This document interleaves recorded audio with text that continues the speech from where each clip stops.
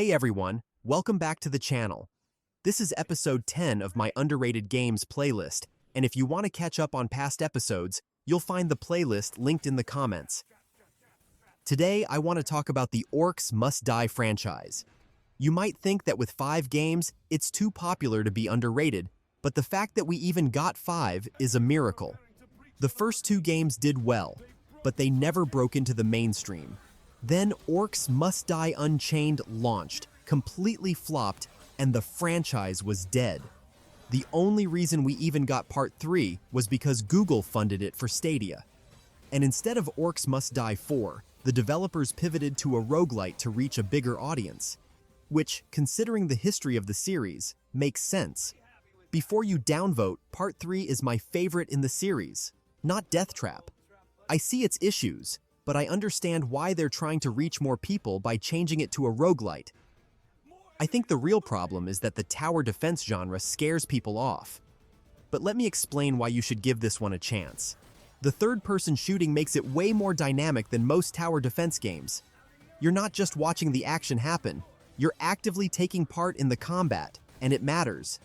Headshots deal extra damage, you can kite enemies away from the rift, and in later entries, you can combine elemental effects from either your own weapons or traps. Like when enemies are frozen, they take more damage. In Death Trap, you even get abilities. It also helps that the combat feels really good. The orcs get blown to pieces, and explosives send them flying. On top of that, the third-person action lets you fix early mistakes with your traps. Many tower defense games work in a way where if you mess up your setup, you basically have to restart. Here, you have more control, so that's not the case. The traps give a real sense of battlefield control, similar to games like Age of Darkness, and they are billions. How you set up your defenses completely changes the flow of combat.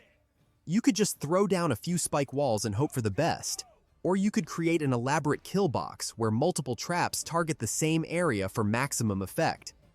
The way the game reacts to your setup gives a unique kind of satisfaction. Stopping a giant horde of orcs by yourself with just traps and a crossbow feels awesome. The game also doesn't take itself too seriously and is easy to get into, but still has a lot of depth. Everything from the story, to the art style, to the way orcs fly across the screen, is meant to be just fun. Too many games feel overly serious, but this one keeps things light while still offering a challenge. The campaign takes at least 8 hours, and you don't need super complicated setups to finish it. But the more you understand the traps and their synergies, the more opportunities you see to improve. Getting all 3 skulls or beating the highest difficulty takes strategy, proper trap placement, and good third-person combat. Even if you don't go super in-depth, it's fun just stopping orcs and watching the chaos unfold. But if you do want to optimize, there's a great layer of strategy to dive into. Orcs Must Die 3 and Death Trap also have co-op, which adds another layer of fun. It makes the game easier to get into for new players, especially if you play with someone more experienced. There's also an endless mode that adds to the replayability. Every entry has some kind of progression and upgrades, especially the latest one since it's a roguelite. Looking at the history of the series, it's clear this is an underrated franchise that deserves more attention. Despite consistently delivering a fun mix of strategy and action, it never reached the same level of recognition as other co-op or action-heavy games. The fact that Orcs Must Die 3 only happened because Google funded it for Stadia says a lot. A series this creative and polished shouldn't need outside funding just to continue. Even if you don't normally play tower defense games, Orcs Must Die makes it exciting in a way that few others do.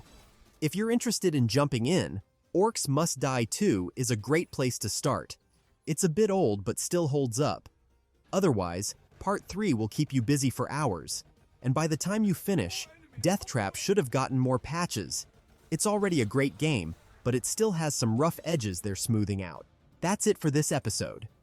If this video helped you discover a new game to check out, consider liking and subscribing. It really helps the channel. Thanks for watching, and I'll see you in the next one.